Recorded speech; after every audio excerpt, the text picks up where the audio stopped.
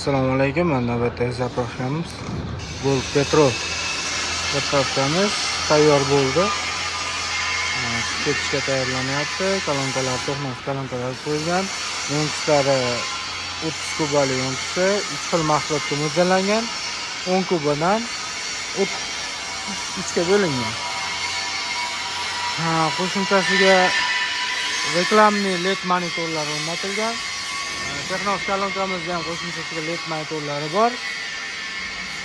Bu yerda kassaxonalari. Kassaxonalar old tarafga o'rnatilgan, hech kirmasligi uchun. Bu holatda tayyor bo'ldi.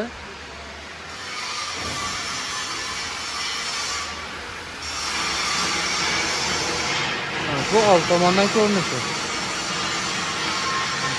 Shu holatda ko'rinadi. Zapravkamiz stellalari mavjud emas.